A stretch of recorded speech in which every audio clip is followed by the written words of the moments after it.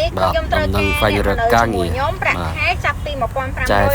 តាមសមត្ថភាពរបស់គាត់អ្វីដែលខ្ញុំត្រូវការហ្នឹងគឺប្រាក់ខែបានច្រើនបងប្អូន 1500 ស្មោះត្រង់ហើយចាស់ខ្ញុំជាស្រីវិញខ្ញុំទៅធ្វើមួយគាត់នេះប្រាក់ខែបានច្រើនប៉ុណ្ណេះអែមកតោះហើយណាបាន 1500 ហើយទៅបើសិនជាមានបាយទឹកលើគាត់ទៀតធ្វើម្ហូបអីចឹងទៅឲ្យបាយទឹកគេងអីលើខ្ញុំទាំងអស់ហ្នឹងហើយខ្ញុំត្រូវការស្រីក៏បានភេទទី3ក៏បានអត់ប្រកាន់ទេតែយកប្រុសហើយណាដោយសារយើងត្រូវការអ្នកនៅជាមួយអញ្ចឹងប្រាក់ខែដូចខ្ញុំនិយាយអញ្ចឹង 1500 ឡើងទៅអញ្ចឹងអ្នកដែលគាត់មានចំណាប់អារម្មណ៍ឆាតឬ comment មកណាចាំខ្ញុំតាក់ទងទៅនិយាយទៅញ៉ាំស្នាក់នៅហូបចុកអីលើខ្ញុំទាំងអស់អ្វីដែលខ្ញុំត្រូវការគឺភាពស្មោះត្រង់ហើយខិតខំប្រឹងប្រែងការងារប៉ុណ្ណឹងឯងហើយបើខ្ញុំយកមកនៅគឺខ្ញុំចាប់ទុកដូចជាបងប្អូនអញ្ចឹងអ្នកដែលគាត់ពេញចិត្ត comment មកណា